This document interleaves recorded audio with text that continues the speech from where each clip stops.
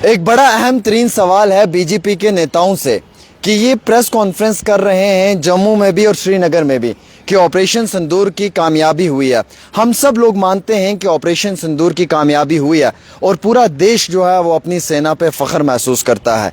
फिर बीजेपी के नेताओं को प्रेस कॉन्फ्रेंस करने की ज़रूरत क्या पड़ी और क्यों प्रेस कॉन्फ्रेंस करके ये बता रहे हैं, जबकि पूरा देश इस बात से वाकिफ़ है कि ऑपरेशन सिंदूर कामयाब हुआ है, सक्सेसफुल तरीके से वो जो है कामयाब हुआ है। हमारे साथ एक्सक्लूसिव बातचीत करने के लिए अभिजीत जसरोटिया जी हैं, जो बीजेपी के स्पोक्स पर्सन हैं। कश्मीर का मौसम और कश्मीर के हालात बिल्कुल ठीक है।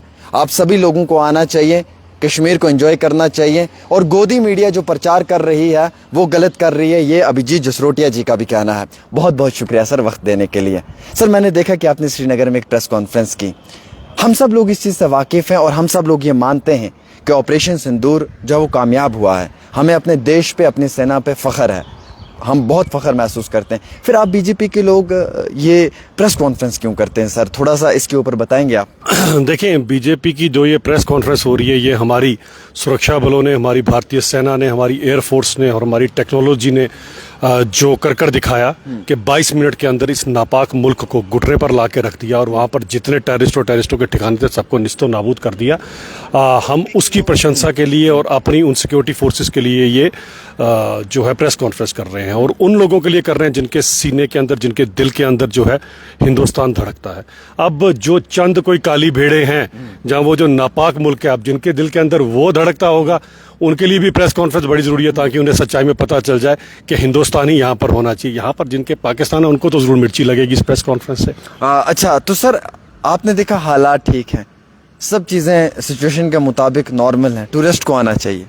देखिए, जो वाकया हुआ, पहलगाम का वाकया हुआ, और कल भी मैंने अपनी प्रेस कॉन्फ्रेंस में एक बात की कि खासकर 5 अगस्त 2019 के बाद जो अमन, खुशहाली, जो अच्छे दिन कश्मीर के लोगों ने देखे, जिस हिसाब से 2.5 करोड़ से ज़्यादा टूरिस्ट आए आपके सामने ही, क्योंकि आमिर भाई आप भी यहाँ आते रहते हो और मैं तो 20-25 साल से यहाँ आ ही रहा हूँ, और खासकर पिछले 4-5 सालों में जो हर एक इंसान ने देखा कि आप देखिए यही वो जगह है, यहाँ पर पाँव रखने की भी जगह नहीं थी।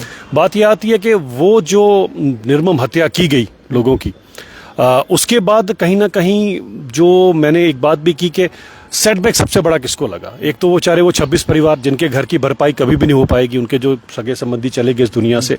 दूसरा, जो पाकिस्तान ने जो काम किया, सबसे घिनौना काम वो ये कि हमारे कश्मीर के लोगों के पेट के ऊपर लात मारी, क्योंकि टूरिज्म हमारी बैकबोन थी और टूरिस्ट के ऊपर पहली बार जिस तरह से टूरिस्ट को अटैक किया गया और जो काम किया गया, उसके बाद बहुत बड़ा सेटबैक एक लगा। कई ऐसे लोग होते थे इसी कश्मीर के अंदर जिन्होंने पुराने जो 20 साल से होटलों की किस्तें नहीं दी थी, उनकी किस्तें भी दी, नए होटल बनाए, कईयों ने नए शिकारे डाले आपके सामने, कई नए शिकारे में अपने नजर आएंगे, कईयों ने नई हाउस बोट्स खड़े की, कई लड़कों ने नई टैक्सीज डाली कि अब पिछले बार 2.5 करोड़ आए थे, उस बार 2.5 करोड़ से ज्यादा, इस बार तो शायद 4 करोड़ आएंगे, इसी साल अपनी टैक्सी फ्री कर दूंगा। हर एक इंसान को एक उम्मीद रहती है, वो सोचता है कि कब टूरिस्ट आएंगे, कब मैं, कोई सोचता है कि मैं अपनी बेटी का निकाह कराऊंगा, कोई सोचता है मैं अपनी बहन का निकाह कराऊंगा, कोई बोलता है मैं अपनी बूढ़ी माँ का इलाज करूंगा, किसी ने अपने बाप के घुटने बदलवाने थे। लेकिन अनफॉर्चुनेट जो ये नापाक मुल्क का मंसूबा था, क्योंकि शुरू से ही अगर आप देखें, मैंने कल भी अपनी प्रेस कॉन्फ्रेंस में बात की थी, इस नापाक मुल्क को सबसे ज्यादा पसंद कुछ है तो वो कश्मीरियों का खून, फिर वो भले कश्मीरी हिंदू हो, कश्मीरी सिख हो या कश्मीरी मुसलमान हो। यही इन्होंने किया, 47 से लेके आज तक यही करते रहे। सर, दुश्मन तो चाहता है ना कि हालात ख़राब रहें, दुश्मन तो चाहता है कि यहाँ पे टूरिस्ट ना आए, लेकिन हम लोगों ने ये करके दिखाना है कि टूरिस्ट आए, ज़्यादा से ज़्यादा आए, फिर से वही चहल पहल दिखे। अगर टूरिस्ट नहीं आएगा तो दुश्मन अपने मंसूबे में कामयाब हो जाएगा, साफ जाहिर सी बात है, और हमें लगता है कि हम लोग जो अपने मंसूबे में फेल हो जाएंगे। देखिए, बिल्कुल सही बात है, सभी लोगों को खड़े होना पड़ेगा, साबिक इंसान को, पूरे के पूरे मीडिया को खड़ा होना पड़ेगा। और आप जो खासकर ऐसा काम करते हैं, किसी मीडिया को आप लेबल करते हैं, कोई गोदी मीडिया बोलते हैं, कुछ बोलते हैं, हर मीडिया अपना दायित्व निभा रहा है और सबने बड़ी, मुझे लगता है कि एक अच्छे नोट के अंदर अपना दायित्व निभाया। सबने बताया कि हम सारे के सारे लोग, हिंदू, मुसलमान, सिख, ईसाई, सब एक है। और यहाँ पर अगर देखिए, मैं पता गोदी मीडिया क्यों कह रहा हूँ, देखिए आप सिविलियन की डेथ हुई हमारे कारी साहब की पुंछ में, उनके लिए बता दिया कि वो आतंकवादी हैं और पाकिस्तान के अंदर आतंकवाद की फैक्ट्री चला रहे, कारी इकबाल साहब के लिए, हालांकि वो पुंछ के कारी थे। तो गोदी मीडिया नहीं कहेंगे तो क्या कहेंगे सर? देखें, मुझे बात बताएं आमिर भाई, कई बार तो आप भी बहुत बढ़िया बढ़िया गलती करते हो, होती है ना, आपके मुंह से भी गलत निकल जाता है, तो फिर आपको लोग क्या कहेंगे? गोदी मीडिया कहेंगे? नहीं, गलती कुछ और बात होती है, किसी के एक्सप्लेनेशन करना ना, किसी चीज में अगर किसी के यहाँ से कुछ निकल गया, उससे आप वो नहीं बोले। इंटेंशनली कोई ऐसा काम नहीं करता। जो आपके मुंह से बात निकली थी क्या इंटेंशनली निकली थी? वो स्लिप ऑफ टंग था, वो स्लिप ऑफ, बट वो पूरी रिपोर्ट थी ना, वो आप मोदी मीडिया लेबल कर वो स्लिप ऑफ टंग नहीं था सर, वो स्लिप ऑफ टंग नहीं था, वो पूरी एक रिपोर्ट थी, वो पूरी रिपोर्ट। कहीं पर भी गलती हो सकती है और गलती टू एरर इज ह्यूमन। गलती को खुदा भी माफ करता है, गलती को भगवान भी माफ करता है। आप कौन होते हो, मैं कौन होता हूँ। तो मुझे लगता है अगर कहीं ऐसा इंसिडेंस, क्योंकि मुझे उस इंसिडेंस का पता नहीं, अगर कोई ऐसा इंसिडेंस हुआ तो उसे मैं कंडेम करता हूँ। अगर किसी ने गलती की है तो हमें उस चीज को वहीं भूल जाना सर, पुंछ के अंदर सिविलियंस का काफी नुकसान हुआ है, क्या लगता है कि क्या हुकूमत की तरफ से मदद होनी चाहिए, मरकजी हुकूमत की तरफ से भी और जम्मू कश्मीर की हुकूमत की तरफ से? देखिए अल्टीमेटली नुकसान सिविलियंस का हुआ, जाने चली गई, 15-16 लोग जो हैं वो शहीद हुए पुंछ के अंदर, मासूम से 2 बच्चों की जानें गई, सिविलियंस का नुकसान हुआ। तो आखिरकार क्या चाहते हैं मरकजी हुकूमत के लोग कि किस तरीके से जो है वो वापस से इस पुंछ को एक बारी फिर से जो है वो आबाद किया जाए? आमिर भाई देखिए, 2 चीजें हैं। सबसे पहली बात तो ये आती है कि जिन लोगों का पुंछ में नुकसान हुआ, वो 2 मासूम बच्चे, कई ऐसे लोग थे जो बेचारे अब दुनिया से चले गए, उनकी तो कोई भी भरपाई नहीं कर पाएगा। वो तो जो उनको घाव लगा है, पूरी जिंदगी का घाव है, मैं समझ सकता हूँ उसके माँ बाप के ऊपर। मैंने तो उनके फादर की भी पिछले दिनों तस्वीरें देखी थी, बड़ी बुरी हालत है।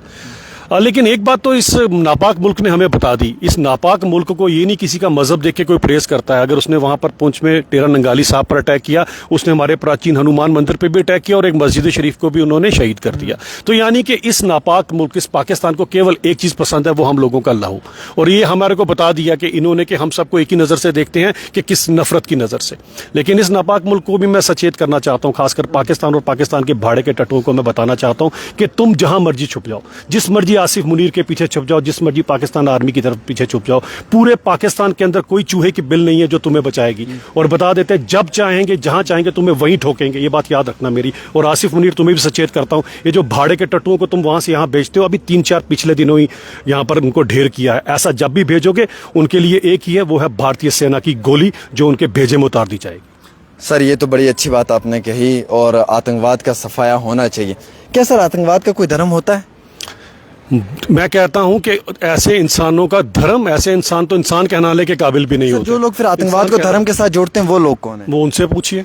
आप भी मानते हैं कि आतंकवाद का कोई धर्म नहीं होता? मैं कहता हूं ऐसे लोग इंसान भी नहीं होते, हैवान भी नहीं होते, हैवान से भी बदतर होते हैं ऐसे लोग जो आतंकवाद का साथ देते हैं।